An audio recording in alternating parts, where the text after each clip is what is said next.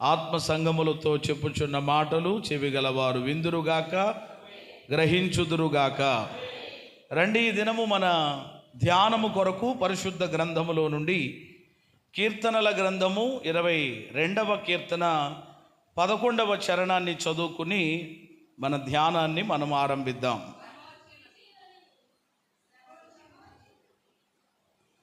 ఇరవై 22వ కీర్తన 11వ చరణం. కంగారేమీ లేదు. శ్రమ వచ్చి ఉన్నది, సహాయము చేయువాడు ఎవడును లేడు, నాకు దూరముగా ఉండకుము. చాలు. భక్తుడైనటువంటి దావీదు రచించినటువంటి ఈ 22వ కీర్తనలో ఆయన మాట్లాడుతున్నటువంటి మాట, లేక దేవునికి ఆయన తెలియజేస్తున్నటువంటి ఒక ఆర్తధ్వని ఏమిటి అనంటే, ఏమొచ్చిందట? శ్రమ వచ్చి ఉన్నది అంటున్నాడు. చెప్పండి, ఏమొచ్చిందండి? శ్రమ వచ్చింది. సహాయము చేసేవాడు దేవా దయచేసి నాకు ఎలా ఉండొద్దు, దూరముగా ఉండవద్దు.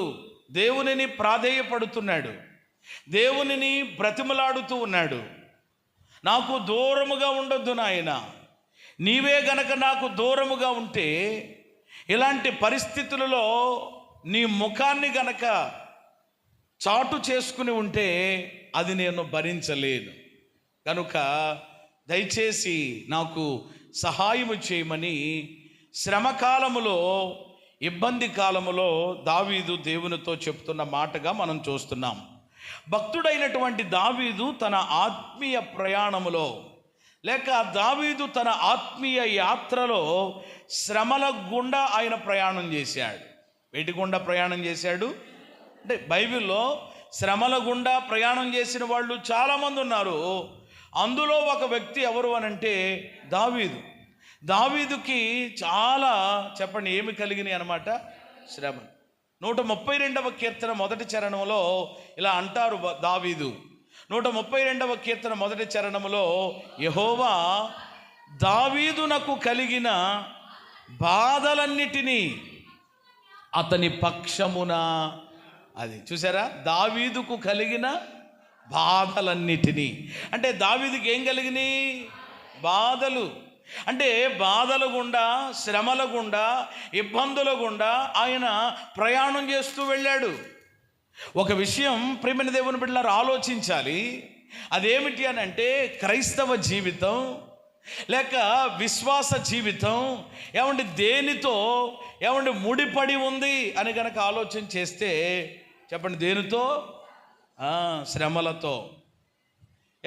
మన ప్రభు అయిన యేసయ్య, సాక్షాత్తు మన ప్రభు అయిన యేసయ్య ఈ భూమి మీద ఉన్నప్పుడు ఆయన చెప్పిన మాట ఏంటి అని అంటే, యోహాను సువార్త 16:33లో, నాయందు మీకు సమాధానం కలగాలని మాటలు చెప్తున్నాను, లోకములో మీకు, అది లోకములో ఏం కలుగుతుందట?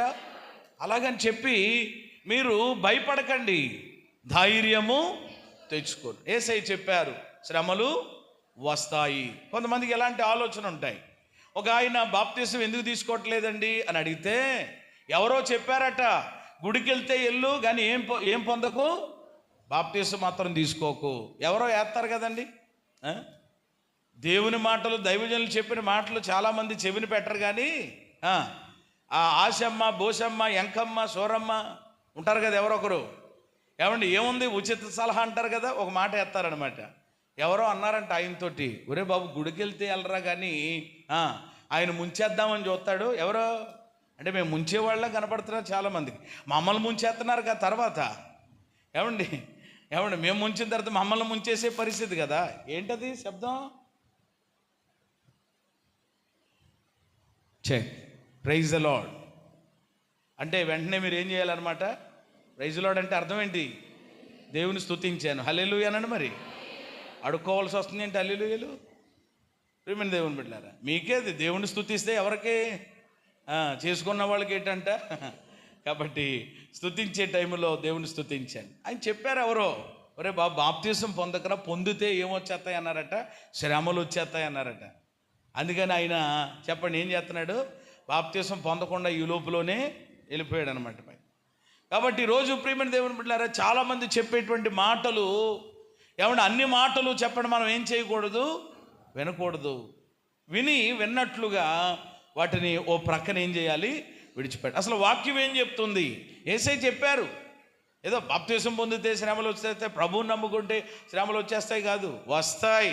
యేసయ్య చెప్పారు, లోకములో మీరు ఉన్నారు కాబట్టి. అది మనం ఉన్నది ఎక్కడా? అది లోకంలో.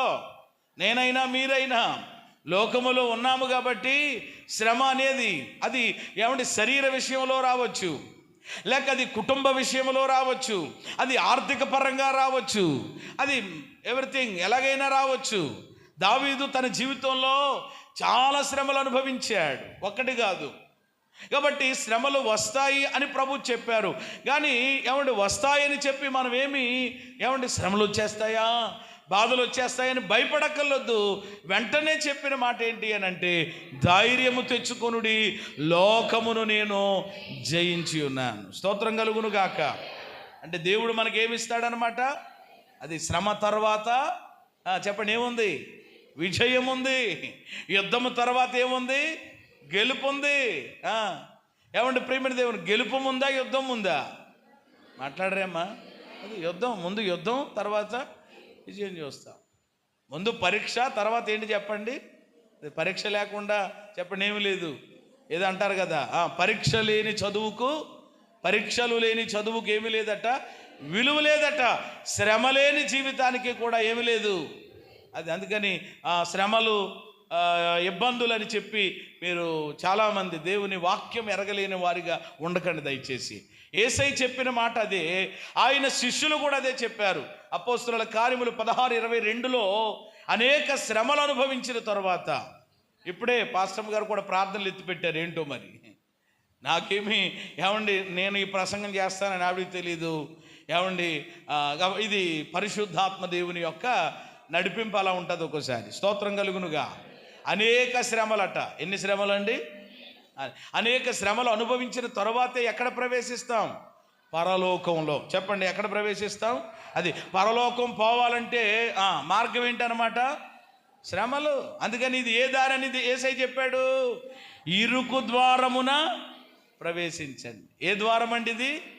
ఇరుకు. విశాల దారులు ఉంటాయి, ఏం చేసినా పర్లేదు, ఎలా పోయినా పర్వాలేదు, మీ ఇష్టం అనేటువంటిది ఉంటాయి. విశాల మార్గాలు ఉన్నాయి. ఆ మార్గాలు గుండా వెళితే ఒకరోజు నువ్వేమవుతావు? ఇరుక్కుపోతావు. ఈ ఇరుకు ద్వారములోనికి వెళితే విశాలమైన పరలోకానికి చేరుకుంటావు. స్తోత్రం చెప్పండి. దావీదు తన ఆత్మీయ యాత్రలో శ్రమల గుండా ప్రయాణం చేశాడు.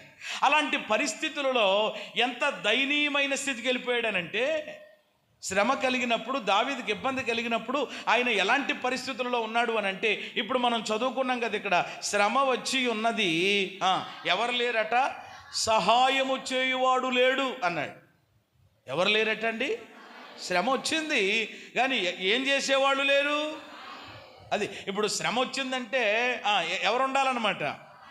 ఇప్పుడు మీకు అర్థమయ్యేలా చెప్తాను కొన్ని విషయాలు.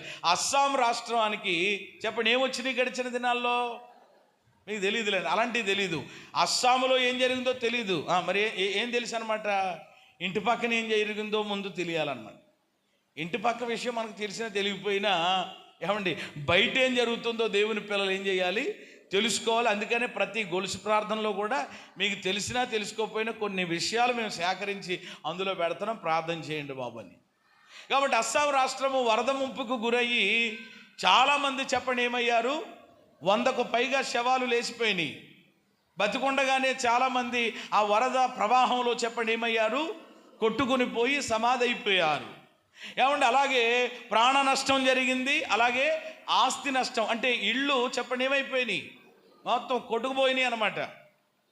అసలు పాపం ఎంతో చక్కగా కట్టుకున్నారు, కష్టపడి కట్టుకున్నారు, ఇళ్ళన్నీ కూడా కొలాప్స్ అయిపోయినాయి. ఇప్పుడు చాలా దయనీయమైన, ఇప్పుడు వాళ్ళు ఎలాంటి పరిస్థితుల్లో ఉన్నారు ఒక మాటలో చెప్పాలి అని అంటే, ఎవరైనా సహాయం చేస్తే చెప్పండి సహాయము పొందుకునే స్థితిలో వాళ్ళు ఉన్నారు. కాబట్టి చాలామంది సహాయం చేసే దాతలు సహాయం చేస్తున్నారు, సహాయం పంపిస్తున్నారు మన రాష్ట్రం నుంచి కూడా, మన ప్రాంతం నుండి కూడా కదా. అంటే ఒక వ్యక్తి కష్టములో, ఒక వ్యక్తి ఆపదలో, ఒక వ్యక్తి ఇబ్బందులో ఉంటే చెప్పండి, అతనికి ఏం అవసరం అన్నమాట. కానీ ఇప్పుడు ఇన్ని ఉన్నా, ఇంత గొప్ప వ్యక్తిగా ఉన్నా, శ్రమలో కష్టములో దావీదుకి ఎవరు లేరు అని అంటే, మొదటి మాట సహాయము చేసేవాళ్ళు లేరు. అలాంటి దిక్కు దయనీయమైన పరిస్థితిలో ఉన్నాడు. మరొక స్థలములో ఈ మాట చదవండి, 142వ కీర్తన 4వ చరణం. 142వ కీర్తన 4వ చరణం. నా కుడి ప్రక్కన నిదానించి చూడు, నన్ను ఎరిగినవాడు ఒకడును నాకు లేకపోయెను. ఆ తర్వాత ఆశ్రయదుర్గమేమీ లేదు, నా యందు జాలిపడువాడు.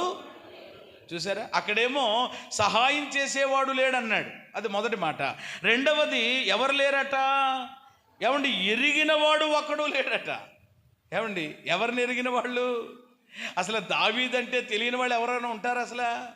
మామూలుగా మన భాషలో చెప్పాలంటే. కానీ కష్టములో, శ్రమలో, బాధలో ఆయన ఎరిగిన వాడు చెప్పండి ఎవరు లేరట. శ్రమ అంటే అలాగే ఉంటుందండి, కష్టం అంటే అలా. అందుకని చాలామంది కూడా చెప్తూ ఉంటారు, మేము కలిగిన కష్టంలో, మేము కలిగిన శ్రమంలో చెప్పుకోవడానికి మాకు చాలామంది ఎవరున్నారండి, బంధువులు ఉన్నారు, స్నేహితులు ఉన్నారు, కానీ మమ్మల్ని కాదన్నట్లుగా ఉన్నారు. మమ్మల్ని ఏమాత్రం కూడా వాళ్ళు లెక్క చేయలేదని చెప్తారు. దావీదు పరిస్థితి అలాగే ఉంది. ఎరిగిన వాడు ఒక్కడూ లేడట. మూడవది ఏంటంటే కనీసం సహాయం చేయడం కాదు, దావీదు గారు మీరేనండి అని ఎరగడం కాదు, ఎవరు లేరట. మీకు బుర్రకాయలు పని చేయట్లేదేమనుకుంటాను నేను. బుర్ర పని చేయాలి ఇక్కడ దేవుని వాక్యం మీద. చదివితే ఒకసారి సరిపోద్ది అనమాట, ఇక చూస్తే చాలు. అలాగ బైబిల్ అలాగ పట్టుకోవాలన్నమాట. దేవుని వాక్యాన్ని హృదయంతో. జాలిపడేవాడు కూడా లేడట. ఎవరు లేరండి? అది నేను బయటికి వెళ్తే కొంచెం ఇదిగా ఉంటానేమో, కానీ లోపల ఎలాగే ఉంటాను. ఎందుకంటే నేను ఇంతే. మన దేవుడు మారనివాడు, నేను కూడా మారను. దేవునికి స్తోత్రం చెప్పండి అందరు. అది మరి అటెన్షన్లో ఉండాలి. ఇక వాక్యం దగ్గరికి వచ్చిన తర్వాత ఇంకా పెద్ద గడ్డంగా చేసి ఆలోచించొద్దు. ఇక బుర్ర వాక్యం మీద పనిచేయాలి. ఇందాక ఆరాధన మీద పనిచేయాలి, స్తుతుల మీద పనిచేయాలి, ఇప్పుడు వాక్యం మీద పనిచేయాలి. తక్కువని పడేసుకోవాలన్నమాట. అలా జాలిపడేవాడు ఒక్కడైనను. ఎందుకంటే మేము ఎక్కడికి వెళ్ళి మీ గురించి చాలా చెప్పేస్తున్నాను కాబట్టి దానికి మీరు ప్రతిస్పందించాలి. దేవునికి స్తోత్రం చెప్పండి ఒకసారి. కాబట్టి ఒకటి ఎవరు లేరు చెప్పండి, సహాయం. రెండు ఎవరు లేరు చెప్పండి, మూడు ఎవరు లేరట, జాలిపడేవాడు. అయ్యో, జాలంటే తెలుసు కదా, అయ్యో పాపం చుచ్చుచ్చు అంటారు చూడండి కొంతమంది. ఎంత జాలో కొంతమందికి, అయ్యో పాపం చుచ్చుచ్చు అని కూర్చుని ఉంటుంది, కానీ కనీసం ఆ కుక్క పిల్ల ఆ గుంట్లో పడిపోతే ఏం చేయదనమాట, తీదు. కొంతమంది ఉంటారు అలా. పైన మాత్రం అయ్యయ్యో ఎంత దెబ్బ తగిలేసిందమ్మా అని ఇలా. కనీసం అలాగున సహాయం చేయడం కాదు, జాలిపడే మనిషి కూడా లేని దయనీయమైన పరిస్థితికి ఎవరు వెళ్ళిపోయారు చెప్పండి ఇప్పుడు? దావీదు. అయితే నేను అంశం పేరు ఇంకా చెప్పను, మధ్యలో చెప్తాను ఈరోజు అంశం ఏంటో. మనము మన యొక్క జీవితంలో కూడా దావీదే కాదు, నిజంగా దావీదు పడిన కష్టాలన్నీ ఇన్ని కాదండి. నిజంగా ఈ దావీదు రచించినటువంటి కీర్తనలో చాలా కీర్తనలు ఆయన శ్రమలలో ఉన్నప్పుడు, ఆయన కష్టాలలో ఉన్నప్పుడు, ఆయన ఇబ్బందుల్లో ఉన్నప్పుడు రాసినటువంటి కీర్తనలే. చాలా కీర్తనలు. అది 3వ కీర్తన కానీ, అది 54 కానీ, 57 కానీ, 34 కానీ, ఇలా కొన్ని ఉంటాయన్నమాట. అవి చదువుతుంటేనే మనకు అర్థమైపోద్ది అయ్యగారు ఎలాంటి పరిస్థితులు గుండా వెళ్ళారు. కాబట్టి భక్తులు వేటి గుండా ప్రయాణం చేశారు, అందుకనే వాళ్ళు ఏమయ్యారు, భక్తులయ్యారు. స్తోత్రం కలుగును గాక.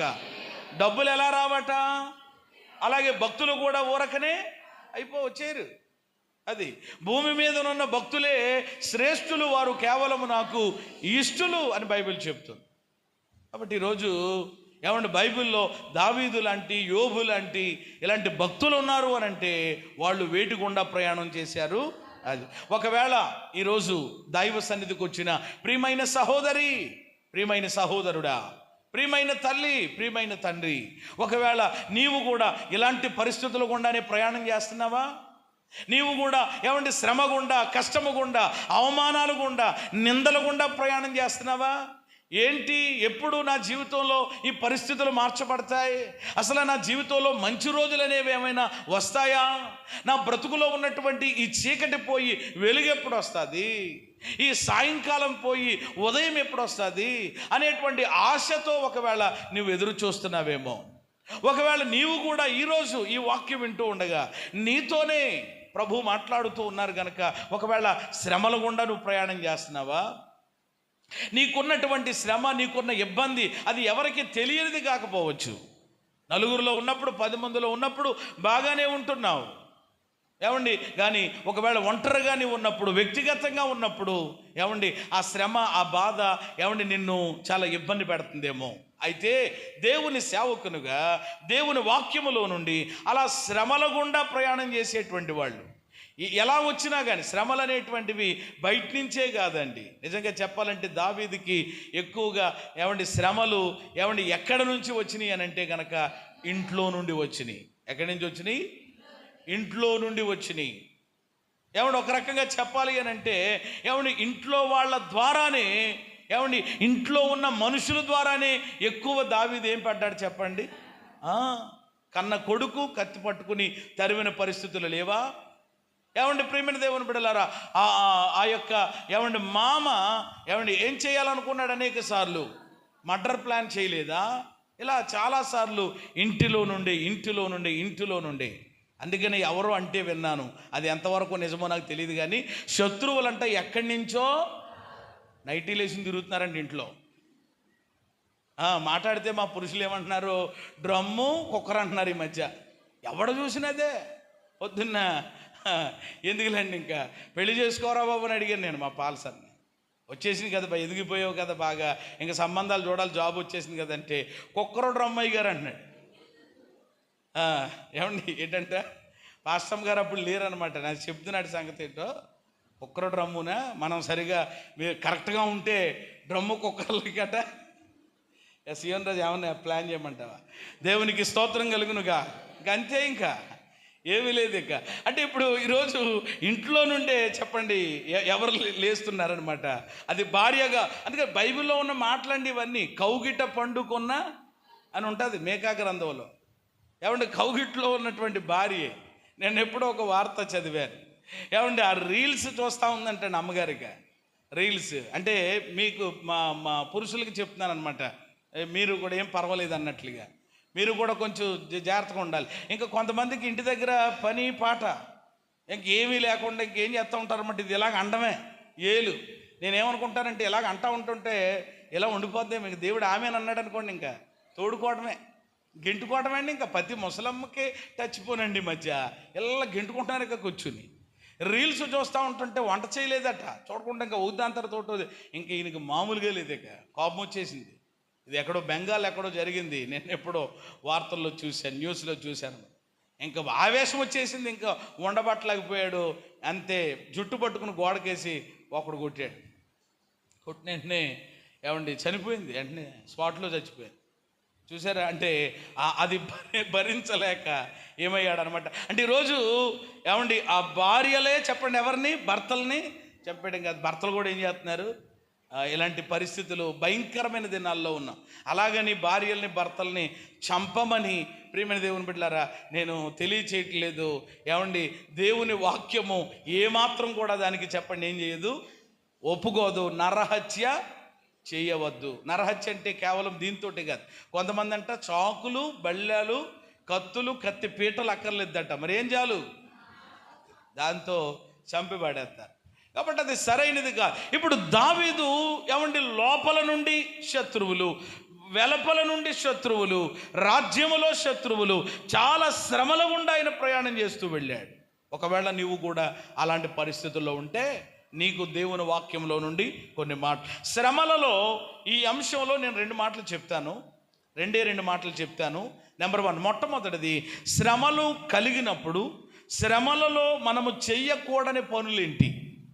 చాలామంది ఈరోజు దేవుని వాక్యము ఎరగకో మరి ఎరుగో తెలియదు కానీ చేస్తున్నారు ఇలాంటివి.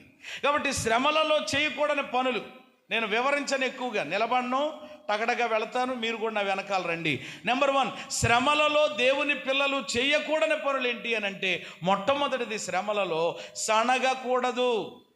మొదటి మాట చెప్పండి, సణగకూడదు. ఎవరి మీద సణగకూడదు?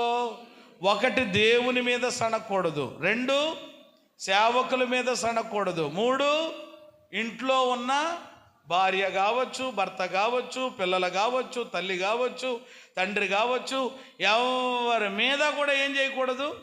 వాళ్ళే కాదు, ఇంటి బయట వెలపలు ఉన్న వాళ్ళ మీద కూడా ఏం చేయకూడదు? ఈ సణుగుడు అనేది చాలా భయంకరమైన. ఏమంటే దేవుడు దేనినైనా సహిస్తాడు, కానీ దేన్ని సహించడట?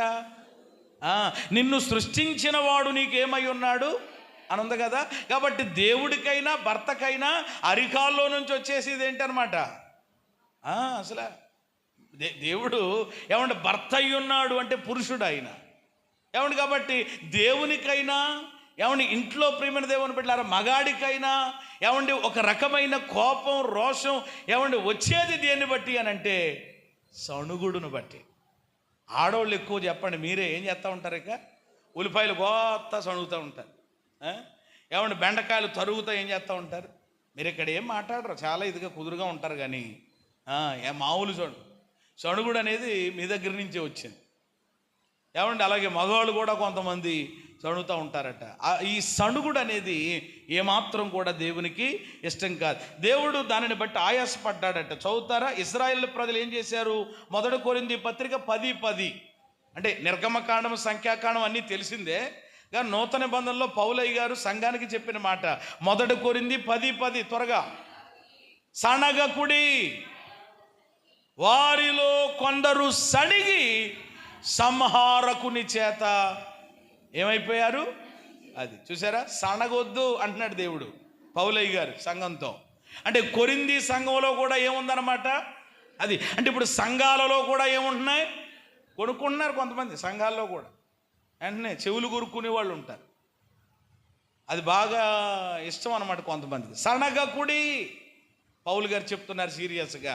సణిగి వారిలో కొందరు ఏమైపోయారట? సంహారకుడి చేత నశించిపోయారు. అంటే సనగడం ద్వారా చెప్పండి ఎవడొస్తాడనమాట? సంహారకుడు వచ్చి నాశనం చేస్తాడు. కాబట్టి ఏ ఆడబిడ్డ, ఏ మగబిడ్డ ఎవరు కూడా చెప్పండి సంఘాలలో కానీ కుటుంబాలలో కానీ ఎక్కడా చెప్పండి ఏం చేయకూడదు? శ్రమలలో చేయకూడని మొదటి పని సనగకూడదు. ఇశ్రాయేలీయులు శ్రమలు కలిగినప్పుడు, ఆకలేసినప్పుడు, దాహం వేసినప్పుడు వాళ్ళు చేసిన పని ఏంటి? సణిగారు. ఏం దేవుడు తీసుకొచ్చాడు? ఏం మోసే. కాబట్టి దేవుని మీద, దేవుని సేవకుల మీద సణిగేవారు ఉంటారు, అది మంచిది కాదు. రెండవది, శ్రమలలో చేయకూడని రెండవ పని ఏంటంటే భయపడకూడదు. రెండవ పని శ్రమలలో విశ్వాసి చెప్పండి ఏం పడకూడదు? భయపడకూడదు. ఆదికాండము 19:30లో ఏం జరిగింది అని అంటే, ఆదికాండము 19:30లో లోతు గురించి ఇక్కడ ఉంటుంది. సోయరుకు నివసించుటకు భయపడి, చాలండి. అక్కడ మీరు గమనించవలసినటువంటి మాట ఏమిటి అని అంటే కనుక, ఇక్కడ లోతు ఏం పడ్డాడట? భయపడ్డాడు. ఎందుకు భయపడ్డాడు అని అంటే, ఎక్కడ నివసించడానికి? సోయరులో నివసించడానికి. ఎక్కడ నివసించడానికి? సోయరులో నివసించడానికి భయపడ్డాడు. ఆ భయం చివరికి అతను ఏం చేసింది అని అంటే చాలా నష్టాన్ని కొని తీసుకొచ్చింది. ఏమండి, లోతు తన 2 కుమార్తెలతో చెప్పండి ఏం చేశాడు? పాపము చేయవలసి వచ్చింది. అంటే వాళ్ళు మద్యాన్ని త్రాగించారు, ఆయన ప్రమేయం లేకపోయినా కానీ ఏమండి ఆ నీచమైనటువంటి స్థితికి దిగజారి వాళ్ళ ద్వారా మోయాబీయులు అంటే మోయాబు సంతానం, శాపగ్రస్తమైనటువంటి సంతానం బయటకు వచ్చింది. కాబట్టి భయము ద్వారా ఏమన్నా అలాంటి భయంకరమైన పరిస్థితులు ఉంటాయి. కాబట్టి దేవుని పిల్లలు శ్రమలు కలిగినప్పుడు చెప్పండి ఏం చేయకూడదు అనమాట? భయపడకూడదు. 1 సణగకూడదు, 2 ఏం చేయకూడదు? భయపడకూడదు. బైబిల్లో ఇంకా చాలామంది అలా భయపడి ఏమంటే ఇబ్బందులు పడినటువంటి వారు ఉన్నారు. ఏమంటే భయపడక ఎలాంటి శ్రమైనా, ఎలాంటి కష్టమైనా చెప్పండి ఎవరున్నారనమాట? నా ప్రభువు ఉన్నారని చెప్పి ఏమంటే శ్రమలలో మనం నిశ్చింతగా ఉండాలి. షడ్రకు, మేషకు, అబేద్నెగోలు ముందు ఏముందో చెప్పండి? అగ్నిగుండం. వాళ్ళు భయపడ్డారా? ఏమండి దానియేలుని ఎందులో పడవేశారు? భయపడ్డాడా? భయము చెందకు భక్తుడా, ఈ మాయాలోకం చూసినప్పుడు భయము చెందకు నీవు, దిగులు చెందకు నీవు, భయము చెందకు. ఆమేన్. ఆ తర్వాత అలాంటి పాటలు నేర్చుకుని పాడండి. కాస్త ఏమండి, భయములో ఉన్నవాళ్ళు ఏం చెందుతారనమాట, ధైర్యపరచబడతారు. స్తోత్రం కలుగును గాక. ఏమండి, వాళ్ళు భయపడలేదు, అగ్నిగుండానికి భయపడలేదు, సింహాల బోనుకు భయపడలేదు. ఇలా ఇంకా ఇంకా మనము చరిత్ర పాఠాల్లో కానీ నూతన నిబంధనలో కానీ చూస్తే వాళ్ళు భయపడక ప్రభువుని బట్టి ధైర్యంగా ఉన్నారు. కాబట్టి శ్రమలలో చేయకూడని పనులు: 1 సనగకూడదు, 2 భయపడకూడదు, 3 పారిపోకూడదు. 3 ఏం చేయకూడదు? పారిపోకూడదు. అంటే శ్రమలో నుండి ఏదో రకంగా పారిపోదాం అనే ప్రయత్నం చేయకూడదు. పారిపోయేవాడిని ఎవరంటారనమాట? పిరికివాడు అంటారు కదా. పారిపోయేవాడిని పిరికివాడు అంటారు. మనకు దేవుడు పిరికితనము కలిగిన ఇవ్వలేదు. పారిపోకూడదు. నయోమి ఏం చేసింది? బెత్లెహేములో కరువు వచ్చిందని మోయాబుకు పారిపోయింది, వెళ్ళిపోయింది అక్కడ. పోనీ వెళ్ళి అక్కడ ఏమైనా బాగుందా? వెళ్ళేమైనా ఏమండి ప్రేమిణ దేవుని బిడ్డలు 10 కాలాల పాటు మంచిగా బతికిందంటే ఏమీ లేదు. వెళ్ళిన తర్వాత మొత్తం ఉన్నదంతా పోగొట్టుకో. కాబట్టి ఏమవ్వకూడదు చెప్పండి? పారిపోకూడదు. కొంతమంది శ్రమ వచ్చిందని, బాధ వచ్చిందని ఏం చేస్తూ ఉంటారంటే వెళ్ళిపోదాం అనుకుంటారు. నాకు తెలిసి చాలామంది మన సంఘంలోనే అయ్యగారు, ఈ బాధలు పడలేకపోతున్నామండి, కష్టం పడలేకపోతున్నామండి, మేము ఇల్లు అమ్మేసి హైదరాబాద్ వెళ్ళిపోదాం అనుకుంటున్నామండి. ఎక్కడికి వెళ్ళిపోతారట? అంటే ఇక్కడ ఇల్లు అమ్మేసి హైదరాబాద్లో ఇల్లు చార్మినార్ పక్కన కట్టేస్తావా? ఏమండి ప్రేమ ఇలా అలాగా చాలామంది అన్నప్పుడు నేను దేవుని సేవకులంగా మేము వాళ్ళ కోసం ప్రార్థన చేసి కొన్ని సలహాలు ఇచ్చి, అమ్మ కష్టం వచ్చిందని చెప్పి హైదరాబాద్ పోతాను, బొంబాయి పోతాను అని అంటే నువ్వు ఎక్కడికి పోయినా తిరిగి ఎక్కడికి రావాలి? ఉన్న గొంపలోకి వచ్చి పడాలి. అది సరైనది కాదని కొన్ని మాటలు చెప్పి ప్రార్థన చేస్తే ఈరోజు దేవుని మహాకృప ఎవరైతే విధేయత చూపించారో ఈరోజు ఇల్లు అమ్మలేదు, ఊరు విడిచిపెట్టలేదు, ఇక్కడే చక్కగా ఉన్నారు. దేవునికి స్తోత్రం చెప్పండి. కష్టం వచ్చిందని మనం ఎక్కడికో, కొంతమంది పనికి వెళ్తున్నారు, పోన్లే పర్లేదు, ఇబ్బంది లేదు, వెళ్ళి చక్కగా అక్కడెక్కడైనా దేవుని సన్నిధికి వెళ్ళి నమ్మకంగా ఉండొచ్చు. కానీ మొత్తం ఊరు వదిలిపెట్టిపోతాను అని అంటే పోయి ప్రియమైన దేవుని బిడ్డలారా ఏంటి మన జీవితంలో? కాబట్టి ఈరోజు పారిపోదాం అనేటువంటిది సరైనటువంటిది కాదు. శ్రమలో ఏమంటే కష్టములో చెప్పండి పారిపోకూడదు. ఏమవ్వాలన్నమాట? నిలవాలి. నిలిస్తే దేవుడు ఏం చేస్తాడు? మనలను గెలిపిస్తాడు. కాబట్టి ఇంకా చాలా విషయాలు ఉంటాయి, నేను కొంచెం ముందుకు వెళ్తున్నాను. అసలైన పాయింట్ దగ్గరికి రావాలి కనుక ఏమంటే 4వది కృంగిపోకూడదు.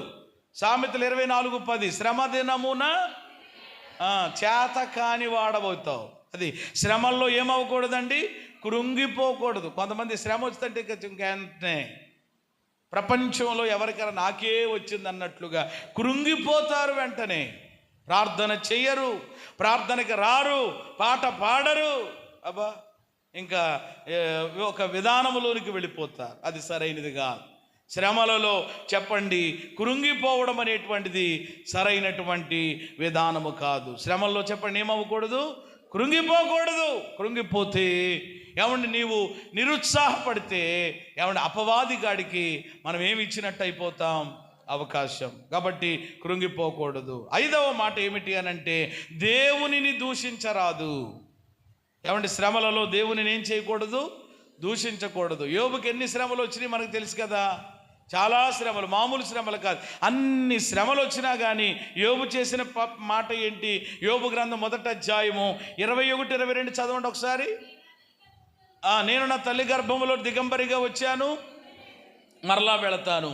ఆయనే ఇచ్చారు, ఆయనే తీసుకున్నారు, ఆయనకే స్తుతి కలుగును గాక.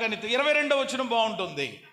ఈ సంగతులలో ఏ విషయమందును యోబు ఏ పాపమును చేయలేదు, దేవుడు అన్యాయము చేశానని చెప్పలేదు. చూసారా? ఆ మాట నోట్ చేయండి. దేవుడు అన్యాయము చేశానని చెప్పలేదు. అంటే దేవుడు అన్యాయం చేశాడు అని అంటే దాన్ని ఏమంటారు? దేవదూషణ అంటారు. దేవదూషణ అంటే ఏంటి? దేవదూషణ అంటే బయట వాళ్ళు తిడతారు చూడండి యేసయ్యని, తెలియని వాళ్ళు అది కాదు. దేవదూషణ అంటే దేవుడు అన్యాయం చేయడండి బాబు అని అంటే ఏం చేసినట్టు అనమాట. దేవుడు ఎవరికి ఎప్పుడు ఏం చేయడు. మరి నువ్వు అలాంటి దేవదూషణ మాటలు ఏమోనండి బాబు, దేవుడు మాకు న్యాయం చేయట్లేదండి, అన్యాయం చేస్తున్నాడండి, లేక ఏమండి వాళ్ళే బాగుంటున్నారండి భక్తిహీనులు, మా బతుకే ఇలాగైపోతుంది. ఇలాంటి మాటలు చిన్న చిన్న మాటలుగా నీకు అనిపించవచ్చు, కానీ అవి దేవదూషణతోటి ఏమంటే సమానం అవుతుంది. ఇన్ని బాధలు వచ్చినా, 10 మంది పిల్లలు ఒకేసారి చచ్చిపోయినా, ఆస్తంతా పోయినా, ఏమండి భయంకరమైనటువంటి వ్యాధి బలహీనత వచ్చిన యోబు గారు చెప్పిన మాట, ఇచ్చింది ఆయనే, మరలా తీసుకుంది ఆయనకే మహిమని, ఏమండి ఆయన దేవుడు అన్యాయం చేశాడు అనే ఒక్క మాట కూడా ఆయన నోటంపడ మాట్లాడాలి. అంటే దేవుని ఏం చేయలేదు కాబట్టి శ్రమలలో దేవుణ్ణి ఏం చేయకూడదు. కొంత శ్రమల్లో దేవుని దూషించే వాళ్ళు ఉంటారు, శ్రమల్లో దేవుని తిట్టేస్తారు, దేవుని తిట్టేస్తాడు, మమ్మల్ని తిట్టేస్తారు చాలామంది బాధల్లో. ఏంటో ఈ దేవుడు ఏంటో నమ్ముకున్నాను ఎలా చేశాడు. లేదు లేదు, ఆ దేవుని గురించి నువ్వు ఎరగాల, ఆ దేవుని గొప్పతనాన్ని గురించి నువ్వు ఎరిగితే నువ్వేమాత్రం కూడా దూషించే బిడ్డగా ఏమండి ఏమాత్రం ఉండవు. కాబట్టి శ్రమలలో మనం చేయకూడని 5 పనులు చెప్పాను నేను, 5 విషయాలు చెప్పాను. మొదటి మాట చెప్తారా, ఏం చేయకూడదమ్మా? సనకూడదు. 2 భయపడకూడదు. 3 4 5 అది. మరి ఇప్పుడు ఏం చేయకూడదో మనం చూసాం, మరి ఏం చెయ్యాలి? శ్రమలలో మనం చేయాల్సిన పని ఏంటి? కాబట్టి ఎవరి గురించి అయితే నేను ప్రారంభించానో, ఎవరి గురించి అయితే నేను ప్రారంభం నుంచి దావీదు గురించి మాట్లాడుతూ వచ్చానో, అదే దావీదు జీవితంలో నుండి కొన్ని విషయాలు మనం త్వరగా నేర్చుకుని మన సందేశాన్ని ముగించుకుని ప్రార్థన ఆశీర్వాదాలతో మన గృహాలకు మనం వెళదాం. శ్రమలలో ఏమండి దావీదు స్పందన. ఈరోజు మన అంశం ఏంటి అని అంటే, శ్రమలలో దావీదు స్పందన. అంటే శ్రమలు కలిగినప్పుడు, శ్రమలు వచ్చినాయి, ఆయనకి బాధలు వచ్చినాయి, ఇంట్లో నుంచి వీధిలో నుంచి అన్ని రకాలుగా వచ్చినాయి, ఆర్థిక పరంగా వచ్చినాయి, అనారోగ్యపరంగా వచ్చినాయి, అన్ని రీతులుగా వచ్చినాయి. అలాంటి పరిస్థితులలో ఆయనకి సహాయం చేసేవాడు లేడు, ఆయనని ఎరిగినవాడు లేడు, ఆయన మీద జాలిపడేవాడు కూడా ఒకడు. మరి అలాంటి సమయములలో దావీదు స్పందన ఎలా ఉంది? శ్రమలలో దావీదు ఎలాగున స్పందించాడు? శ్రమలలో ఈరోజు నీవు ఎలాగున స్పందిస్తున్నావు? ఈరోజు నేను ఎలాగున స్పందిస్తున్నాను? మన యొక్క స్పందన ఎలా ఉంది? రండి చూద్దాం దావీదు జీవితంలో నుండి శ్రమలలో దావీదు ఎలాగ స్పందించాడు అని అంటే, నెంబర్ 1, మొట్టమొదటి మాట, దావీదు శ్రమలలో ఎలాగున స్పందించాడు అని కనుక మనం ఆలోచన చేస్తే 18వ కీర్తన 6వ చరణం చదవండి త్వరగా. 18:6, నా శ్రమలో నేను యెహోవాకు చాలు. ఏమండి మరలా 34వ కీర్తన 6వ చరణం, ఈ దీనుడు మొర్ర పెట్టగా యెహోవా ఆలకించు, అతని శ్రమలన్నిటిలో నుండి. ఈరోజు మనం చదువుకున్న కీర్తన 121, నా శ్రమలో నేను యెహోవాకు. అది 3 చోట్ల నా శ్రమలో, నా శ్రమలో, నా శ్రమలను చూసాం మనం. ఇప్పుడు శ్రమలలో దావీదు చేసినటువంటి పని ఏమిటి అని అంటే చెప్పండి, దేవునికి మొర్రపెట్టాడు. అంటే శ్రమలలో దావీదు స్పందన ఏంటి అని అంటే, దేవునికి దావీదు శ్రమకాలములో ఏం చేశాడు? మొరపెట్టాడు. అంతే, మనం కూడా చేయాల్సింది అదే. ఏమండి ఏదో జరిగిపోతుందని వింతగా మనం ఆశ్చర్యపడిపోవలసినటువంటి పరిస్థితి లేదు. మన పితరులు, మన భక్తులు అనేకులు వేటికుండా ప్రయాణం చేస్తూ వచ్చారు. అది ఆ శ్రమల్లో కూడా వాళ్ళు చేసిన పని అదే. ఈరోజు మనం అదే చెయ్యాలి తప్ప శ్రమ వచ్చిందని చెప్పి ఎక్కడికో పరిగెడతావేటి. ఈరోజు చూడండి, చాలామంది ఏదైనా చిన్న కష్టం వస్తూ ఉంటుంటే, ఇంట్లో బాగోలేదనుకోండి, ఏంటి ఇంట్లో ఎందుకు బాగోలేదు, లేకపోతే పిల్లడి పరిస్థితి కొంచెం ఇదిగా లేదు, అమ్మాయి అదోలా ఉంటుంది అని చెప్పి ఏదైనా ఇబ్బంది ఉంటే ఎక్కడికో పోతున్నారు. ఈరోజు ఏదేదో చేస్తున్నారు, ఎవరెవరినో సంప్రదిస్తున్నారు. అవన్నీ దేవుని పిల్లలు, వాక్యం ఎరిగినటువంటి వాళ్ళు చేసే పనులు కాదు. కాబట్టి శ్రమలలో దావీదు ఎక్కడికి పోలేదు, ఏం చేయలేదు. దావీదు చేసిన పని ఏంటంటే, నా శ్రమలో నేను యెహోవాకు చెప్తున్నాడు, ఆయన స్పందిస్తున్నాడు అనమాట. దావీదు స్పందన తెలియజేస్తున్నదిగో నేను ఎలా స్పందించాను, మరి మీరు ఎలా స్పందిస్తున్నారు?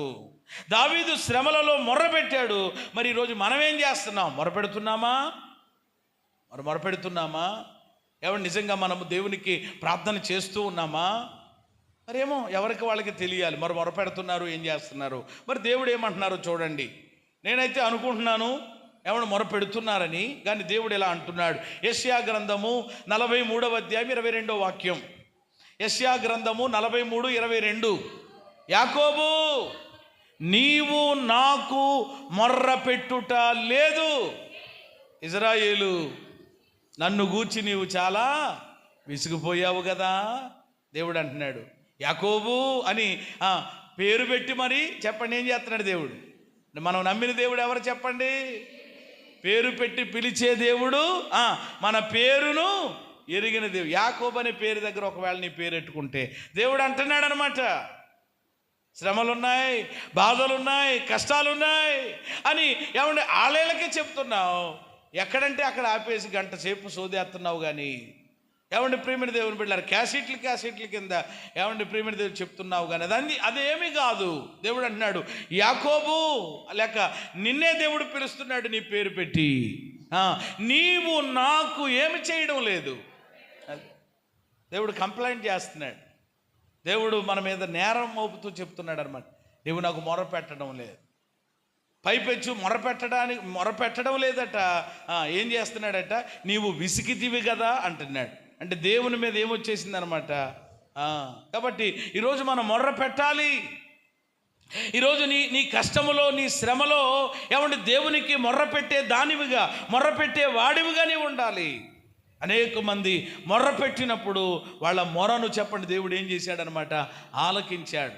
మనష్షే అనేటువంటి ఒక వ్యక్తి బైబిల్లో కనబడతాడు. అతడు శ్రమలో ఉన్నప్పుడట దేవునికి ఏం చేశాడట, మొర్రపెట్టాడట. శ్రమలో ఉన్నప్పుడు ఏం చేశాడు? ఇజ్రాయేలు దేవునికి మొర్రపెట్టానుంట. దేవుడు ఆయన మొర్ర విన్నాడు. మనం నమ్మి ఆరాధిస్తున్నటువంటి దేవుడు మన మొర్రను చెప్పండి ఏం చేసే దేవుడు. దేవుడు వాగ్దానాలు చేశాడు కదా.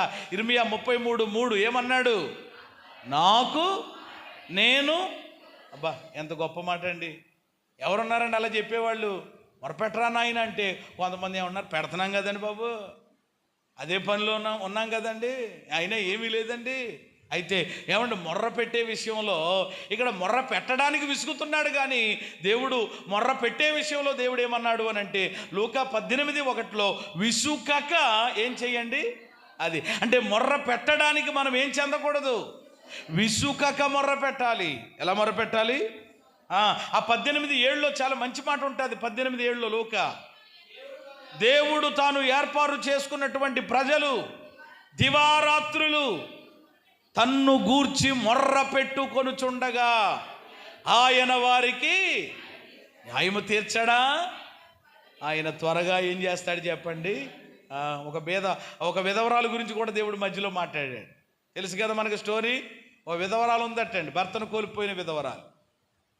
ఏమండి ఆమెకు తన ప్రతివాదికి కూడా కొంచెం సమస్య ఉంటే ఏమంటే దాన్ని సాల్వ్ చేయమని చెప్పి ఒక న్యాయాధిపతి దగ్గరికి వెళ్తూ ఉండేదట. ఆ న్యాయాధిపతి ఎలాంటోడు? మామూలుడు కాదు, చాలా మొండోడు అనమాట, అన్యాయస్తుడు. ఏమండి మోసగాడు, చాలా విధానాలు ఉన్నాయి ఆయనలో. అలాంటి ఆయన దగ్గరికి వెళ్ళి, బాబుగారు కాస్త మీరు నాకు నా ప్రతివాదికి కొంచెం సమస్య ఉందయ్యా, మీరు దాన్ని తీర్చండి అయ్యా, న్యాయం తీర్చిపెట్టండి అయ్యా, మీరు ఎంత అడిగితే అంత ఫీజు ఇచ్చుకుంటానని అంటుంటే ఏం చేస్తున్నాడట ఆయన? తప్పకుండానమ్మా అని అంటున్నాడు. చెప్పండి ఏం చేస్తున్నాడు? వాయిదా వేస్తున్నాడు. బుధవారం నాడు వచ్చేయి, దాని గురించి మాట్లాడతానంటున్నాడు. బుధవారం వెళ్ళిపోయి కూర్చుంటుంది పొద్దున్నే. ఏమన్నా మరలా ఏమంటున్నాడు? శనివారం రా, నాకు కుదరదు ఇప్పుడు అంటున్నాడు. మళ్ళా శనివారం వెళ్ళిపోతుంది. మరలా ఏమంటున్నాడు? సోమవారం రా. ఏమంటే ఇలాగున్న వాయిదాల మీద వాయిదాలు వేస్తుంటే ఆవిడ ఏం చేస్తుందట, ఎప్పుడు ఏ టయానికి రమ్మంటే ఆ టయానికి వచ్చేస్తుందట. అసలు పట్టు వీడవక.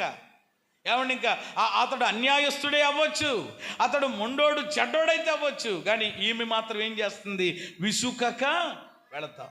చూశాడట 4-5 రోజులు చూసి, ఏంటి అసలు నేనే చాలా ఇదైనోడిని, అలాంటి నా దగ్గరికే ఈమె ఇలాగ వస్తుంది ఏంటి, ఈమెకి ఎలాగైనా కానీ ఏం చేసేయాలి? న్యాయం చేసేయాలనుకుని న్యాయం చేశాడట. అప్పుడు దేవుడు చెప్పిన మాట, ఆ అన్యాయస్తుడైన ఆ న్యాయాధిపతే చెప్పండి ఏం చేశాడు? మరి మనం నమ్మిన దేవుడు ఎవరు చెప్పండి? న్యాయాధిపతి అయిన దేవుడు. ఏ దేవుడు చెప్పండి? న్యాయాధిపతి, న్యాయము తీర్చేవాడు. న్యాయం చేయడం అంటే దేవునికి, మనుషులు అన్యాయం చేయొచ్చు కానీ దేవుడు మాత్రం న్యాయం చేస్తాడు. అయితే ఏమండి, మనము అది జరగాలి అని అంటే ఏమండి, మన కష్టంలో మన శ్రమలో విసుకక ఏమండి మనం ఏం చేయాలన్నమాట. అందుకని ఇక్కడ ఏం చెప్తానంటే, ప్రార్థించటం ఆపకండి. మీకు చెప్పేటువంటి ఒక సలహా, ప్రార్థించటం దయచేసి ఆపకండి, లేక మొర్ర పెట్టడము ఆపకండి, ఏమండి విజ్ఞాపన చేయడం ఆపకండి. అదేమవుతూ ఉండాలి, కొనసాగుతూనే ఉండాలి. దేవుడు కార్యం చేస్తాడు తప్పకుండా. నా శ్రమలో నేను యెహోవాకు మొర్రపెట్టాను. మరి నువ్వేం చేస్తున్నావు? మొర్ర పెడుతున్నావా? శుభ్రంగా ఏమండి ప్రియమైన దేవుని బిడ్డలారా లాగించేసి, ఏమండి ప్రియమైన దేవుని బిడ్డలారా పైకి ఏమండి దుప్పట లాగి కుర్రు పెడుతున్నావా? కొంతమంది మొర్ర పెట్టరు కానీ బాగా ఏం పెడతారండి, గొరక మామూలుగా. పక్కన ఉన్న వాళ్ళు కూడా చెప్పండి ఏం చేయనివ్వరట. ప్రియమైన దేవుని బిడ్డలారా, దేవుని పిల్లలు మొర్ర పెట్టాలి. ఈ రోజులు ఏ రోజులు అని అంటే, విలాప వాక్యాలు 2:19 ప్రకారం ఏమండి రేయి మొదటి జామున లేచి మొర్రపెట్టి ప్రార్థించేటువంటి దినాలు ఈ దినాలు. స్తోత్రం చెప్పండి. దావీదు శ్రమలలో ఎలా స్పందించాడు? మొదటిది ఏమిటి అని అంటే, శ్రమలలో దావీదు దేవునికి, మరి నీ సంగతి ఏంటి? మొరపెడితే వెరీ గుడ్, సంతోషం. మొరపెడుతూనే ఉండు. ఏమండి ఇంకా మొర్ర పెట్టలేనండి, నా వల్ల అవ్వట్లేదు. మొర్ర పెట్టడానికి కూడా నీకు అంత ఇబ్బంది అయితే మరి దేవుని కార్యం ఎలా చూస్తావు? విసుకక పట్టుదల కలిగి చెప్పండి ఏం చేస్తూ ఉండాలి?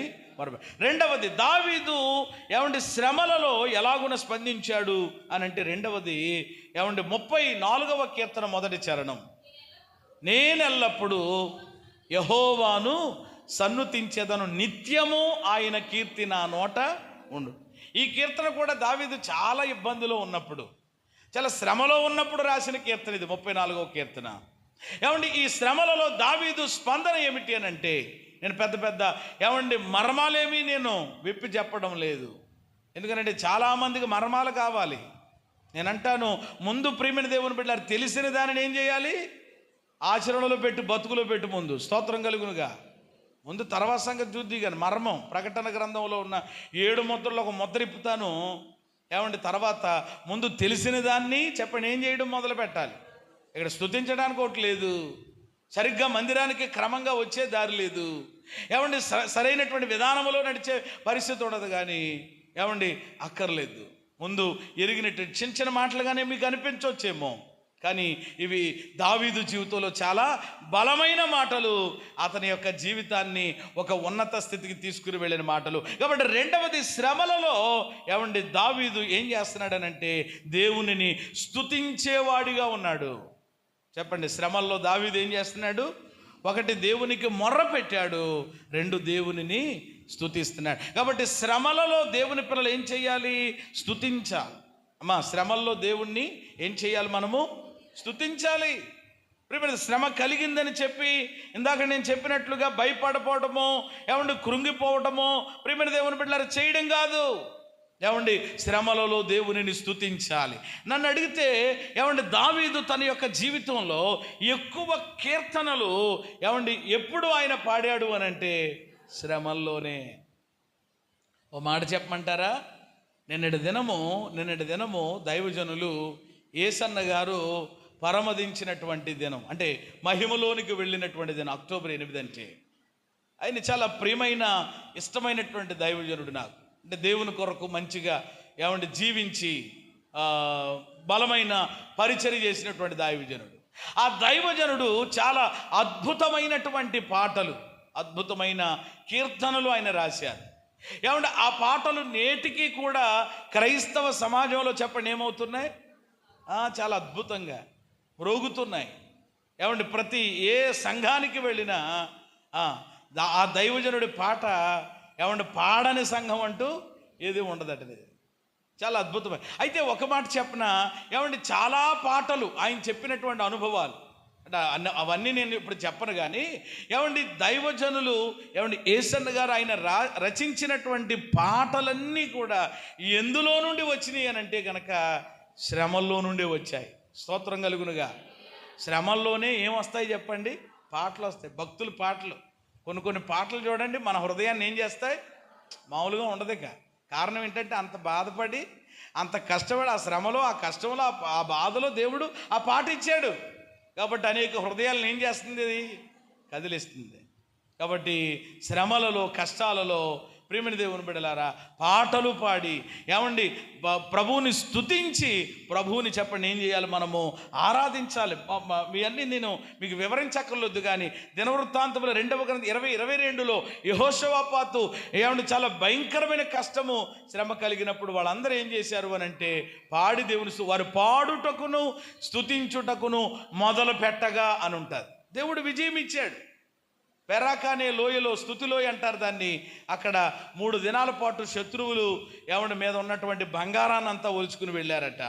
అపోస్తులు 16:25లో ఏమండి వాళ్ళని భయంకరంగా దెబ్బలు కొట్టి ఆ యొక్క ఏమండి చెరసాలలో పడేస్తే వాళ్ళు చేసిన పని ఏంటి? ఆ మధ్యరాత్రి వేళ పాటలు పాడుతూ దేవునిని స్తుతించారండి. చూసారా?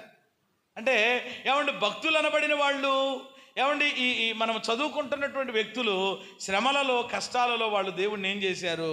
స్తుతించారు. మరి ఏది ఈరోజు పాటలు ఎప్పుడు వస్తాయనంటే ఒక్కొక్కళ్ళ దగ్గర పాటలు వస్తున్నాయనుకోండి చక్కగా, అప్పుడు అంటారు ఏంటి రోజు బండి ఏంటి హుషారుగా ఉన్నట్టుంది, బండి ఏంటి రోజు మంచి ఇదిగా కనబడుతుంది అని అంటారు చాలాసార్లు కొంతమంది. అంటే పరిస్థితులు బాగుంటే ఏమంటే పరిస్థితులు అనుకూలంగా ఉంటే చాలామంది చెప్పండి ఏమొస్తాయి? పాటలు వస్తాయి. కానీ నేనంటాను పరిస్థితులు ప్రతికూలంగా ఉన్నప్పుడు, ఇబ్బందికరంగా ఉన్నప్పుడు, కష్టములో శ్రమలలో ఉన్నప్పుడే చెప్పండి ఏమి రావాలన్నమాట? అది అసలైనటువంటి క్రైస్తవ విశ్వాస జీవితం అంటే. స్తోత్రం కలుగును గాక. కాబట్టి వీళ్ళు అదే చేశారు. పౌలు శీలలు ఏమంటే భయపడలేదు. యెహోషాపాతు ముందు భయపడ్డాడు, కానీ ఆ తర్వాత ఆయన చేసినటువంటిది ఏంటంటే దేవునిని స్తుతించాడు. కాబట్టి ఈరోజు నేను కూడా మీకు చెప్పేటువంటిది ఏంటనంటే మీరు భయపడనక్కర్లేదు. నీ సమస్యకు ఏమండి నువ్వు భయపడిపోతున్నావేమో. ఒక మాట మీకు చెప్తాను. ఏమంటే నీ సమస్యను చూసి నువ్వు భయపడిపోతున్నావేమో, లేక ఇందాక చెప్పినట్లుగా పారిపోయి కృంగిపోతున్నావేమో. కానీ నేను అంటాను ఏమండి ఈరోజు మన దేవుడు ఎవరు అనంటే మన దేవుడు ఎవరు అనంటే నీ సమస్యను చూచి నువ్వు భయపడుతున్నావేమో. ఏమండి నీ సమస్య కంటే ఏమండి గొప్పవాడు ఎవరు చెప్పండి? మన దేవుడు. స్తోత్రం చెప్పండి అందరూ. దేనికంటే గొప్పవాడు? సమస్య గొప్పదా? దేవుడు గొప్పవాడా? అది సమస్య కంటే గొప్పవాడు ఆయన. కాబట్టి సమస్యను చూచి భయపడటం కాదు, సమస్యను చూచి ఏం చేయాలి? పాట పాడాలి. సమస్య ఏం చేస్తుంది? అది పారిపోద్ది. స్తోత్రం కలిగినగా. సమస్యను చూసి వెళ్ళిపోయామనుకో భలేగా ఉంటుంది అన్నమాట. దాన్ని ఏంట్రా బాబు ఇంత కష్టంలో, ఇంత శ్రమలో, ఇంత బాధలో ఎలాగ వస్తున్నాయిరా బాబు పాటలు? ప్రియమైన దేవుని బిడ్డలారా, మా తల్లిగారు ఏమండి ప్రభు సన్నిధికి వెళ్ళారు. ఉంటుంది ఖచ్చితంగా. తల్లిని కోల్పోవడం అది చాలా బాధాకరమైనటువంటి పరిస్థితే కదా. కానీ వెంటనే ఆ వారంలో ఏమండి ఏ ప్రార్థన అయినా ఆగిందా? మాట్లాడరేమ్మా. ఏమండి నేను ఆరాధన చేయడం మానేశానా? ఎవరొకరు చెయ్యండి మీరు. నేను మా అమ్మగారు ఇదయ్యారు, కొంచెం నేను బాధలో ఉన్నాను, ఓ 10 రోజులు బయటికి లేదు. అసలు క్రైస్తవ విశ్వాస జీవితం అంటే అది. ప్రియమైన దేవుని బిడ్డలారా, ఎవరినైనా మనం ఏమండి మన ఆప్తులను కోల్పోయినా, ఏమండి ఎలాంటి ఇబ్బంది అయినా కానీ, శ్రమలలో కష్టాలలో అలాంటి పరిస్థితులలో కూడా చెప్పండి దేవుణ్ణి ఏం చేయాలన్నమాట? మనము స్తుతించాలి. అది అసలైనటువంటి ఏమండి విశ్వాస జీవితం. కాబట్టి శ్రమలలో దావీదు యొక్క స్పందన ఏంటంటే దేవునిని ఏం చేశాడు? ఒక అబ్బాయి ఉండేవాడట ఒక ఊళ్ళో, ప్రభు నమ్మినటువంటి బిడ్డ. ఇదివరకు మీకు చెప్పే ఉంటానేమో, మరలా జ్ఞాపకం చేస్తాను. ఆ కుర్రోడు ఎంత యాక్టివ్గా ఉంటాడనంటే ఏమంటే మందిరంలో ఉన్నప్పుడే కాదు, ఎక్కడికి వెళ్ళినా ఎక్కడున్నా కానీ పాటలు పాడుకుంటూ ఏమంటే దేవుణ్ణి స్తుతించుకుంటూనే నడిచెళ్తాడు. రోడ్డు మీద పాటలు పాడుకుంటూనే వెళ్తాడు. ఏమంటే బస్సు ఎక్కాడు ఇలాగా ఉంటాడనమాట. అయితే కొంతమంది ఆకతాయిలు ఉంటారు కదా, కొంతమంది వాళ్ళు చేస్తున్నటువంటి వాళ్ళు చూసి ఏదో రకంగా పేర్లు పెట్టి ఇలాంటి కొంత బ్యాచ్ ఉంటుంది. అందుకని ఈ అబ్బాయి ఎప్పుడూ పాటలు పాడుకుంటూ దేవుని స్తుతించుకుంటూ ఉంటుంటే ఇప్పుడు ఆ అబ్బాయికి పేరు పెట్టేశారు వీళ్ళు. ఏంటనంటే కీర్తనాకారుడు అని. ఎవరట? కొంతమంది గాయకురాలు వచ్చింది అంటారు చూడండి ఒక్కొక్కళ్ళు.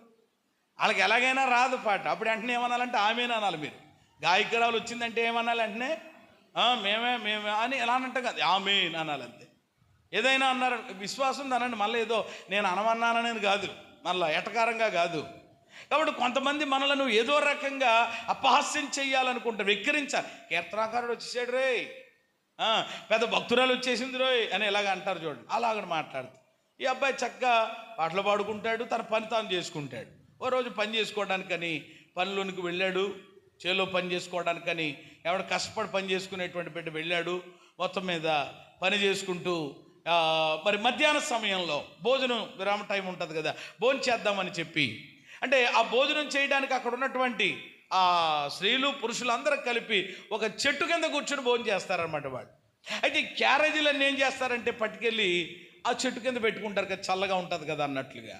మొత్తం మీద పని అయిపోయింది, భోజనం చేద్దాం అన్నట్లుగా అందరూ దిగారు, కాళ్ళు చేతులు కడుక్కుని ఎవరిని ఇంకా భోజనం చేయడానికని వెళుతున్నటువంటి క్రమంలో ఈ కీర్తనాకారుడు యొక్క క్యారేజీ ఒక్కొక్కొచ్చి పట్టిపోతుందట. ఈ కీర్తనాకారుడు క్యారేజీ ఎవరొచ్చి వీళ్ళకి ఇంకెలా ఉంటుంది, అసలు మామూలుగా ఎటకారం చేసేవాళ్ళు ఏదైనా ఇలాంటి పరిస్థితి తెలియతే ఇంకా ఏమైపోద్ది అనమాట, ఎక్కువైపోద్ది కదా.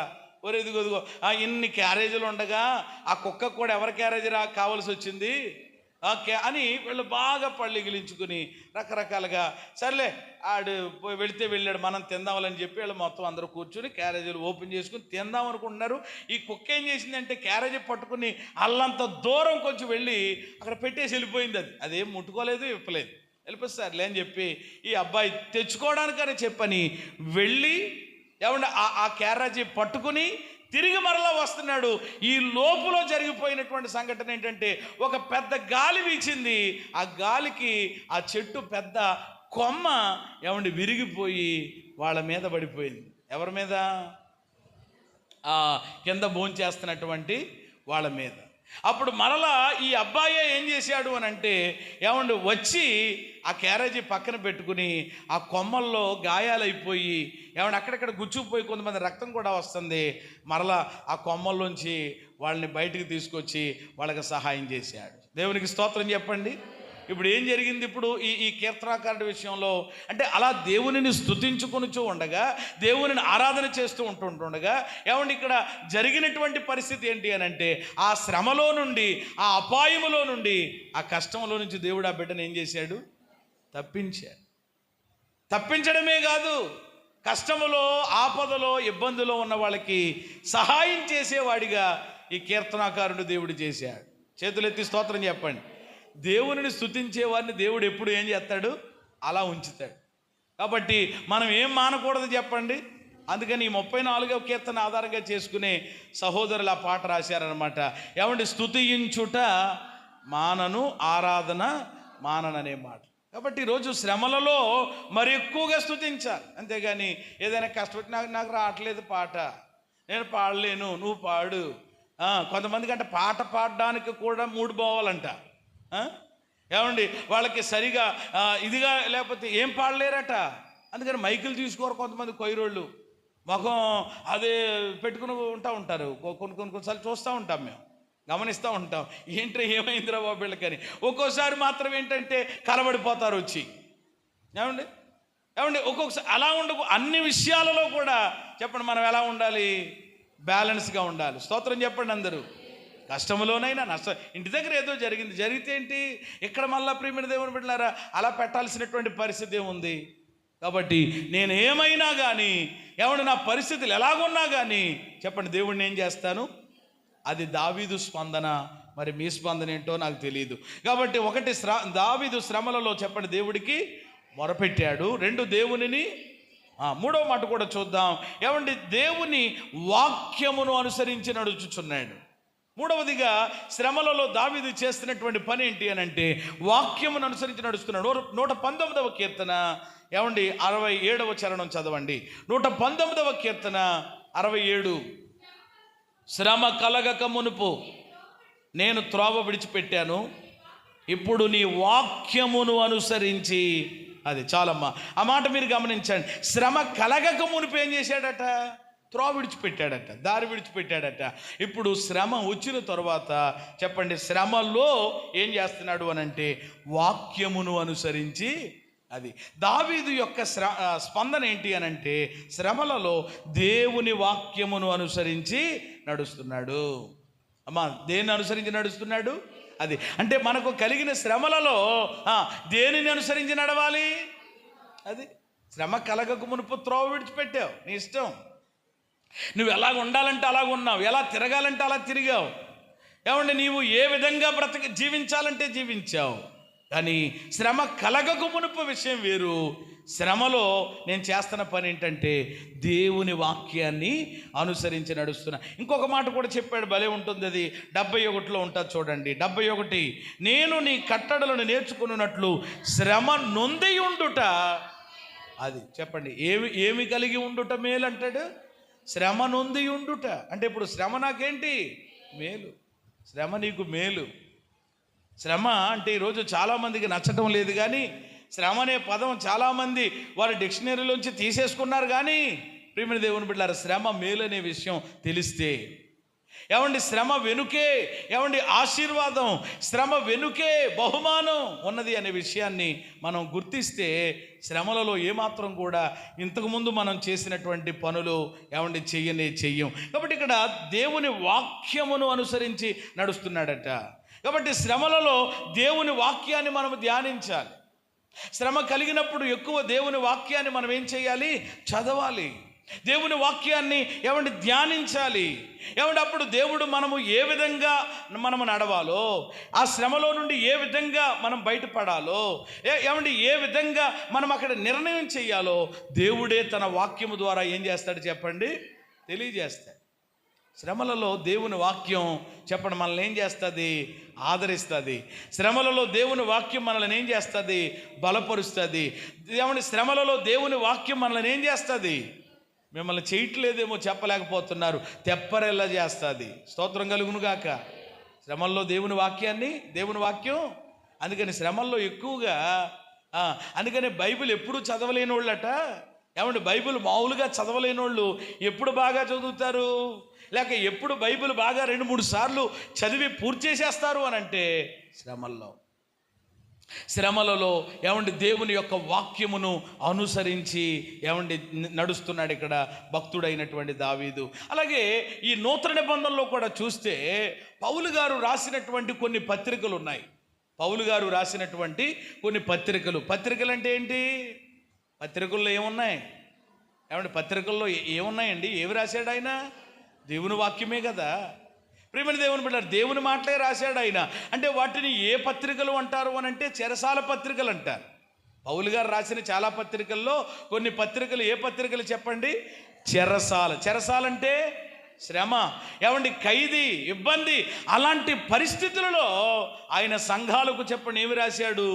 పత్రికలు రాశాడు. అంటే గొప్ప రచయితగా ఆయన. అంటే ఇప్పుడు చూడండి, శ్రమలలో అంటే అలాంటి కష్టములో ఏమండి పౌలు గారు చెప్పండి ఎక్కువ దేవుని వాక్యాన్ని చెప్పండి ఏం చేశాడు? ఆయన ధ్యానించాడు. ఆయన ధ్యానించడమే కాదు, ఆ వాక్యాన్ని అనేకులకు పత్రికలుగా రాసి పంపించాడు. ఫిలిప్పీలకు రాస్తూ అంటాడు, ఎల్లప్పుడూ ఏం చేయండి అంటాడు? అంటే ఇప్పుడు ఆయన ఆనందిస్తూ, అంటే అంతటి కష్టంలో అంతటి బాధలో ఆయన ఆనందిస్తూ సంఘాన్ని ఏం చేయమని చెప్తున్నాడు? ఆనందించమని చెప్తున్నాడు. చూసారా? ఈరోజు ప్రియమైన దేవుని బిడ్డలారా, శ్రమలలో వాక్యం వినబుద్ధి వేయట్లేదండి, వాక్యం చదవబుద్ధి వేయట్లేదండి, వాక్యానుసారంగా జీవించబుద్ధి వేయట్లేదని అంటే నువ్వు ఎక్కడో ప్రమాదంలో ఉన్నావు. శ్రమలలో ప్రియమైన దేవుని బిడ్డలారా, దేవుని యొక్క వాక్యాన్ని ధ్యానించాలని, చదవాలని, వినాలని, ఆ వాక్య ప్రకారంగా జీవించాలి అనేటువంటి స్పందనలోనికి రావాలి. దావీదు అదే చేశాడు. శ్రమ కలగక మునుపు త్రోవ విడిచిపెట్టి తిరిగాడట. శ్రమ వచ్చిన తర్వాత దేన్ని అనుసరించి నడుస్తున్నాడట? వాక్యాన్ని. కాబట్టి శ్రమలలో ఏమంటే దేవుని వాక్యమును అనుసరించి మనం ఏం చేయాలి? నడవాలి. మరి నడుస్తున్నావా? లేకపోతే ఎన్ని శ్రమలు వచ్చినా కొంతమంది ఏమంటే వాక్యాన్ని అనుసరించారో లోకాన్నే. వాక్యం పట్టలేదు బుర్రకాయకి, లోకపు మాటలు పట్టిని. అందుకని ఎవరో చెప్తారమ్మా ఎదుడు చేయించమ్మా, లేకపోతే ఇంటి ముందు ఏదో కట్టించమ్మా, లేకపోతే ఏదో తీయించమ్మా, ఏమండి అని ఇలాంటి కొన్ని ఏమండి లోక సంబంధమైనటువంటి ఆచారాలను వ్యవహారాలను పాటించే వాళ్ళు ఉన్నారు అని అంటే వాళ్ళ బుర్రకి ఏమి ఎక్కలేదన్నమాట, వాక్యం ఎక్కలేదు కనుకనే. శ్రమలలో దేవుని వాక్యానుసారంగా మనము జీవించాలి. అది దావీదు స్పందన. ఇక చివరి 2 మాటలు చెప్పి నేను ముగిస్తాను. 4వ మాట ఏమిటి అని అంటే శ్రమలలో సహనము కలిగి ఉన్నాడు. 4వది శ్రమలలో ఏమి కలిగి ఉన్నాడు అని అంటే సహనం లేక ఓర్పు కలిగి ఉన్నాడు. చదువుతారా 40వ కీర్తన మొదటి చరణములు అంటాడు, నేను యెహోవా కొరకు సహనముతో కనిపెట్టుకుంటుని అన్నాడు. దేనితో? సహనముతో కనిపెట్టుకున్నానన్నాడు. అంటే దావీదు శ్రమలలో ఏమి కలిగి ఉన్నాడు? సహనము కలిగి ఉన్నాడు. కాబట్టి ఈరోజు దావీదు వలె మనము కూడా శ్రమలలో చెప్పండి ఏం చేయాలన్నమాట? సహించాలి. శ్రమలలో చెప్పండి ఏమి కలిగి ఉండాలి? సహనము కలిగి ఉండాలి. చాలామందికి సహనం ఉండదండి. ఏమండి శ్రమలలో వాళ్ళు సహించుకోక, ఏమండి శ్రమలను ఏమండి వాళ్ళు ఓర్చుకోక, ఏమండి ఆయా రకాల తప్పుడు నిర్ణయాలు ఏమండి తీసుకుంటూ వాళ్ళ జీవితాల్లో చాలా ఇబ్బందిని కొని తెచ్చుకునేటువంటి వాళ్ళు చాలామంది ఉన్నారు. సహించాలట. సహిస్తే చాలా ఆశీర్వాదాలు ఉన్నాయి బైబిల్లో.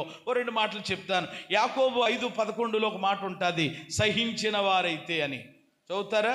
సహించిన వారి గురించి ఏమని చెప్తుంది యాకోబు 5:11?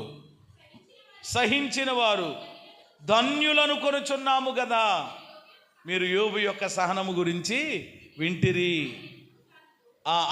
అతడు ఎంతో జాలియు కనికరము గలవాడని చాలు. ఏమండి 2వ తిమోతి పత్రిక 2:12 ఏమండి సహించిన వారైతే, ఆ మాట కూడా చాలా బాగుంటుంది. 2వ తిమోతి 2:12 ఏమండి సహించిన వారైతే ఆయనతో కూడా.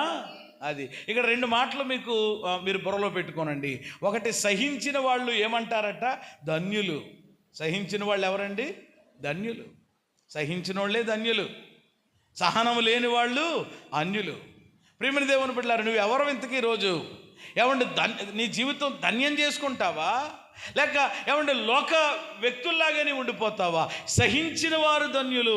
ఆ ధన్యత యోబు పొందుకున్నాడు. ఏమంటే ఇక్కడ తిమోతికి అంటాడు, సహించిన వారు ఆయనతో కూడా ఏలుబడి చేస్తారు. ఆయన అంటే ఎవరు? ప్రియమైన దేవుని బిడ్డలారా, ప్రభు అయిన యేసయ్య. ఆయనతో పాటు ఒకరోజు ఏం చేస్తాం? ఎంత ఉన్నతమైన భాగ్యం అండి అది. అసలు ఆలోచించేయండి. మరీ ధన్యత అని చెప్పాను నేను. ఇది మరీ ధన్యత. ఏంటా మరీ ధన్యత అంటే ఆయనతో సమానంగా కూర్చుని చెప్పండి ఏం చేయడం? ఏలుబడి చేయడం. సహించిన వాళ్ళు ఏలుబడి చేస్తారు. ఏమండి సహిస్తే ఏమండి సకల ఆశీర్వాదాలు బైబిల్లో ఏమండి రాయబడ్డాయి. సహించాలి. అందుకని ఒక సామెత కూడా వచ్చింది. ఏమండి సహిస్తేనంట ఏమండి కోడిగుడ్డు చెప్పండి సట్టెడు అవుతుందంట. సహిస్తే కోడిగుడ్డు ఏమవుతుంది? సట్టెడు అవుతుంది. సట్టెడు అంటే ఎంత? దాకడ అవుతుందని. ఏమండి ఎవరు సహిస్తే? కోడిగుడ్డు సహిస్తే. లేకపోతే ఏమవుతుంది? అది మాట్లాడరేమ్మా, ఆమ్లెట్ అవుతుంది. మరి ఏమవుతుంది? అలా చూస్తున్నారు సీరియస్గానే ఇంక మీరు. ఏమండి అది సహించకపోతే, అది ఓర్చుకోకపోతే చెప్పండి ఏమవుతుంది? మన చేతిలో ఆమ్లెట్ అవుతుంది. కోడి గుడ్డు ఏమండి సహిస్తే ఏమండి అది దాకడనంటే మీకు అర్థమైపోవాలన్నమాట. కోసుకుని ఉంటే మరి ఆ కూరంతా ఇంత అవుతుంది కదా ఎక్కువ. కాబట్టి సహించడం వల్లనే లేక ఓర్చుకోవడం వల్లనే చెప్పండి ఏమున్నాయన్నమాట? ఆశీర్వాదాలు ఉన్నాయి. కాబట్టి అది పొందాలనంటే నేను సహించనండి. కొంతమంది అది పెద్ద డిగ్రీగా చెప్పుకుంటారు. కొంతమంది అండి కొన్ని పనికిమాలాట్లను కూడా ఎలా చెప్పుకుంటారనమాట? పీజీ చేసినట్లుగా. నాకు అసలు సహనం ఉండదండి, నాకు చాలా కోపం అండి, నాకు చాలా ఇదండి. అది ఏదో పెద్ద గొప్పగా అన్నట్లుగా. దేవుని పిల్లలు చెప్పండి ఏం చేయాలి? అంటే ఇప్పుడు ఈ యొక్క దావీదు కూడా ఆయనకు కలిగినటువంటి శ్రమలలో ఏం చేశాడట? దావీదు లాంటి వాడే ఏమండి యోబు లాంటి వాళ్ళే చెప్పండి ఏం చేశారు? మరి ఈరోజు నువ్వెంత? ఏమండి నేనెంత? మన బ్రతుకులు ఎంత? అసలు మనకు కలిగిన శ్రమలు ఎంత?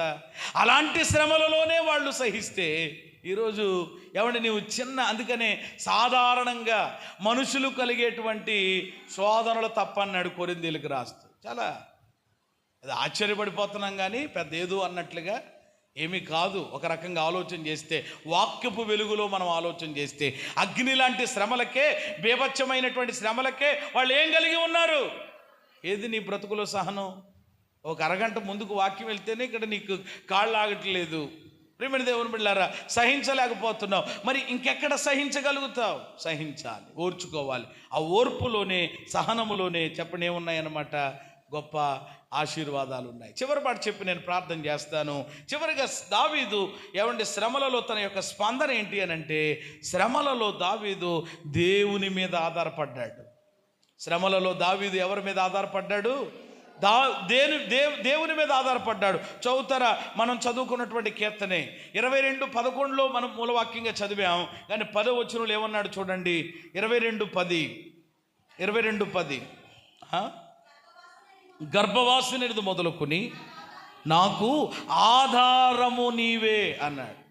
అంటే దేవుడితో చెప్తున్నాడు, నాకు ఆధారం ఎవరు? నీవు. చాలా మాటలు చదవక్కర్లేదుగా, నోట్ చేసుకోండి. 3:5 ఉంటుంది అదే మాట, 4:1 అదే మాట ఉంటుంది. ఎక్కువగా ఆధారం ఆధారం ఆధారం. శ్రమలో రాసిన కీర్తనలు ఇవన్నీ కూడా. 3వ కీర్తన 5వ చరణంలో యెహోవాయే నాకు ఆధారం అన్నాడు. 4వ కీర్తన 1వ వచనంలో నా నీతికి ఆధారం అన్నాడు. అంటే శ్రమలలో దావీదు ఎవరి మీద ఆధారపడ్డాడు? చెప్పండి గట్టిగా. మనుషుల మీద కాదు, పరిస్థితుల మీద కాదు, ప్రభుత్వాల మీద కాదు, వాళ్ళు పెట్టే పథకాల మీద కాదు. చెప్పండి ఎవరి మీద ఆధారపడాలి? దేవుని మీద ఆధారపడాలి. దేవునినే మనం ఎలా చేసుకోవాలి చెప్పండి? దావీదుకి చాలామంది ఉన్నారు. అసలు ఆయన ప్రియమైన దేవుని బిడ్డలారా, అడిగితే సహాయం చేసేవాళ్ళు, లేకపోతే సపోర్ట్ చేసేవాళ్ళు చాలామంది ఉండొచ్చు. ఎందుకంటే ఆయన ఒక ఉన్నతమైన స్థితిలో ఉన్నాడు కనుక. అయినా కానీ ఎవరి మీద ఎప్పుడు చెప్పండి ఏమవ్వలేదన్నమాట. ఈరోజు దేవుని పిల్లలంగా మనం కూడా అలాగే ఉండాలి. ఎవరి మీదో మనము ఎందుకు బేస్ అవ్వాలి? ఎవరి మీద ఎందుకు ఆధారపడాలి? కానీ ఈరోజు వాక్యం ఎరిగినటువంటి వాళ్ళే, దైవ సన్నిధికి వస్తున్నటువంటి వాళ్ళే ఇన్ని మాటలు కూడా విని దేవుని మీద ఆధారపడకపోవడం అది ఎంత విచారకరమైనటువంటి సంగతి. కొన్ని మాటలు నేను చెప్తాను. చాలామంది బైబిల్లో కూడా దేవునిని ఆధారంగా చేసుకోకుండా కొన్ని ఆధారంగా చేసుకున్నారట. చదివితే టైం అవుతుంది కాబట్టి నేను చెప్తాను, మీరు నోట్ చేసుకోండి. వేటిని ఆధారం చేసుకున్నారు అని అంటే, చేసుకోకూడదు అని అంటే నేను చెప్తున్నాను వాక్యంలో నుండి. సామెతలు 3:5 ప్రకారము స్వబుద్ధిని ఆధారం చేసుకోకూడదు. ఏ బుద్ధి అండి? నీ సొంత బుద్ధే. కొంతమంది శ్రమల్లో, కష్టాల్లో వాళ్ళ బుద్ధిని వాళ్ళు ఆధారం చేసుకుంటారు. పోనీ ఆధారం చేసుకుని ఏమైనా బాగుపడ్డారా? లేదు. తర్వాత ఆఖరిలో చెప్తారు, నిజమేనండి బాబు, మతిలేనిది అన్నాడు బాబు, తిరమలేనిది అన్నాడు బాబు, నా బుద్ధి అలా చెప్పిందని అలాగే వెళ్ళిపోయానండి బాబు అని మళ్ళీ నిన్ను నువ్వు తిట్టుకోవడం ఎందుకు? మళ్ళీ మా దగ్గర మళ్ళీ నిన్ను నిందించుకోవడం ఎందుకు? స్వబుద్ధిని చెప్పండి ఎప్పుడు ఏం చేసుకోకూడదు? యెషయా గ్రంథము 31:1 గుర్రములను ఆధారం చేసుకున్నారట. వేటినండి? గుర్రాలు, రథాలు. కొంతమంది అలాగే గుర్రాలు మరి కొన్ని పరిస్థితులు ఉంటాయన్నమాట లోకపరంగా, వాటిని బేస్ చేసుకుంటారు. మాకు అవి ఉన్నాయి కదా. లేకపోతే గుర్రాలు, రథాలు కలిగిన వాళ్ళు అంటే కొంచెం పరపతి కలిగిన వాళ్ళు, కొంచెం పరిస్థితి కలిగిన వాళ్ళు మన ఫ్యామిలీలో ఎవరో ఉన్నారు కదా, వాళ్ళు ఏదో మనలను ఉద్ధరిస్తారు కదా అనుకుని వాళ్ళ మీద కూడా మనం ఎప్పుడు చెప్పండి ఏమవ్వకూడదు. యెషయా 47:10 నీ చెడుతనమును ఆధారముగా చేసుకుని అంటాడు దేవుడు. యెషయా 47:10 దేన్ని ఆధారంగా చేసుకుని? కొంతమంది శ్రమల్లో చెడుతనాన్ని ఆధారంగా చేసుకుని, అంటే ఇంకా ఈడు అప్పులు తీరట్లేదు, లేకపోతే ఈడి పరిస్థితి లేదు, ఎవడో చెప్తాడనమాట, చెత్త సలహా చెప్తాడనమాట. ఒరే అలా కాదురా, ఈ పని చేస్తే బాగుంటుందిరా, ఒకేసారి ఏమవుతాయి అన్నమాట, నీ బాధలన్నీ తీరిపోతాయి, శుభ్రంగా నువ్వు అనుకున్నట్లుగా మంచి ఇల్లు కట్టేసుకోవచ్చు, మంచి పరిస్థితి ఏమి ఉండదు అని ఏదో చెడ్డది. కొంతమంది అలాగే ఈరోజు కొంతమంది అలాంటి మోసాల్లో, అలాంటి విధానాల్లో, అలాంటి పరిస్థితుల్లో చిక్కుకుని చెడుతనమును ఆధారంగా చేసుకుని ఆఖరికి బతుకులు చెప్పండి ఏం చేసుకుంటున్నారు? బస్టాండ్ పాలు చేసుకుంటున్నారు. ముందు బాగానే ఉంటుంది, మోసంలో మోసం చేసినప్పుడు, మోసంలో పడ్డప్పుడు బాగానే ఉంటుంది, కానీ దాని అంతిమం ఆఖరి స్థితి చాలా అలా మన ఊళ్ళో కూడా చాలామంది ఉన్నటువంటి వాళ్ళు ఉన్నారు. అలా వివరాలు అక్కర్లేదు కానీ చెప్తున్నాను. అందుకని చెడుతనమును ఎప్పుడు ఏం చేసుకోకూడదు అంటే, ఇది రాంగ్ వేలో వెళదాం, ఇది కరెక్ట్, ఇది అవ్వట్లేదు, పని అవ్వట్లేదు. ఇలాగా దేవుడి దగ్గరికి వెళ్తే దేవుడు ఏం చెప్తాడు, ఎలా చెప్తాడు, కానీ ఇలా వెళ్తే కొంచెం పని అవుతుంది, అన్నీ ఆయనకే మళ్ళా పైపించి ఎవరికి తెలుసట? యెహోవా ఇరే, దేవుడు చూసుకుంటాడులే, దేవుడు తెలియదేంటి మరి అని ఏమండి అబద్ధాలతో మోసాలతో వేరే విధానంలో చెడుతనమును ఆధారంగా చేసుకుంటే చివరికి ఏమండి నష్టపోయే లేక ప్రమాదంలో పడేటువంటి పరిస్థితి ఉంటుంది. కాబట్టి స్వబుద్ధిని ఆధారంగా చేసుకోకూడదు, గుర్రాల్ని రథాల్ని లేక పరిస్థితుల్ని ఆధారం చేసుకోకూడదు చెడుతనాన్ని. మరి ఎవరిని ఆధారంగా చేసుకోవాలి? దేవునినే. చెప్పండి అందరూ బిగ్గరగా, దేవునినే. దేవుని మీదనే ఆధారపడాలి. అదే భక్తి జీవితం, అదే అసలైన భక్తి జీవితం. ఏది ఏమైనా, పరిస్థితులు ఎలాగున్నా, కష్టమైన నష్టమైన ఇరుకైన ఇబ్బంది అయినా నాకెవరు ఆధారం అన్నమాట? నా దేవుడే, నా దేవుడే. నీవే నాకు దిక్కు నాయనా, నీవే నాకు ఆధారము నాయనా. నేను ఎక్కడికి వెళ్ళనయ్యా, ఎవరి దగ్గరికి వెళ్తానయ్యా, ఎవరి వైపు చేతులు చాపుతానయ్యా అని చెప్పి దేవుని మీద ఆధారపడిన వాళ్ళని చరిత్రలో దేవుడు ఎక్కడ చెప్పండి ఏం చేయలేదు, విడిచి పెట్టలేదు.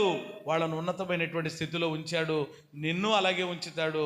ఇది దావీదు ఏమంటే శ్రమలలో ఆయన కలిగి ఉన్నటువంటి స్పందన. ముగిస్తున్నాను నేను. మొదటి మాట చెప్తారా? దావీదు శ్రమలు ఎలా స్పందించాడు? నేను ముగించాలంటే మీరు చెప్పాలి. దావీదు ఏమంటే శ్రమలు ఎలా స్పందించాడు? దేవునికి. మనం కూడా దేవుడికి ఏం చేయాలి? ఎలా మొరపెట్టాలి? విసుకక మొరపెట్టాలి. చెప్పండి, ఎలా మొరపెట్టాలి?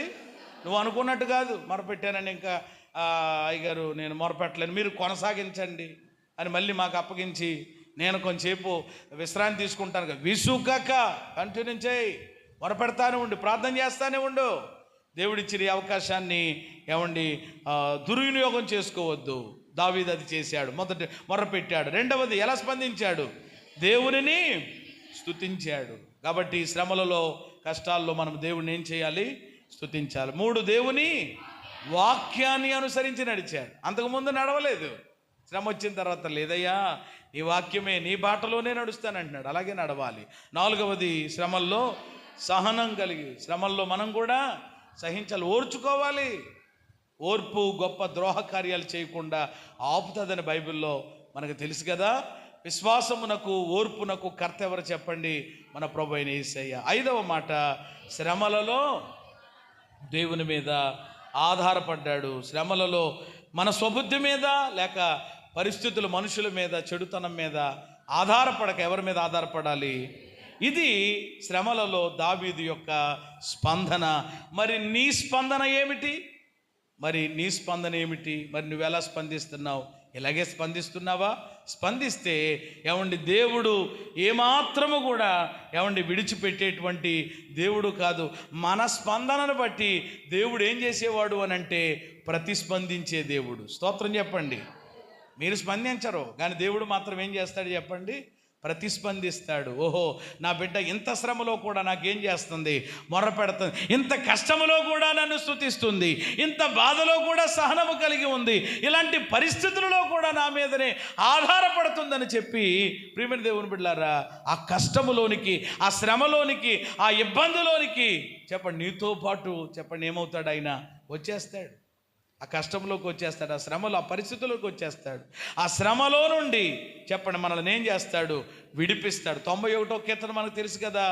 శ్రమలో నేను అతనికి తోడై ఉండేదను, అతనిని విడిపించి అతనిని గొప్ప చేసేదను. అబ్బా, ఎంత గొప్ప మాట. కాబట్టి శ్రమలో నుండి విడిపిస్తాడు, రక్షిస్తాడు, అంతేకాదు గొప్ప చేస్తాడు. ఆయన నామానికి నీ ద్వారా. మరి అదేనే నీ ఆశ? అలాగే నీ జీవితంలో జరగాలనుకుంటున్నావా? కాబట్టి శ్రమలలో చెయ్యకూడని పనులు 5 చెప్పాను. శ్రమలలో దావీదు యొక్క స్పందన 5 మాటలు చెప్పాను. అది 5 ఒక 5, ఇది ఒక 5. చెప్పండి ఎన్ని విషయాలు? మొత్తం 10. అంతకుముందు శ్రమ వచ్చినప్పుడు ఆయన పరిస్థితి కూడా చెప్పాను. మరి నీ పరిస్థితి కూడా ఎలా ఉందో అది ప్రభువు తెలుసు. కాబట్టి చెయ్యకూడని పనులు మనము చెయ్యవలసిన ఈ 5 పనులు చేద్దాం. శ్రమలో నుండి బయటకు వద్దాం. దేవుని నామాన్ని ఈ స్థలంలో నిలిచి మహింపరుద్దాం. అట్టి కృప దేవుడు మనకు దయచేయును గాక.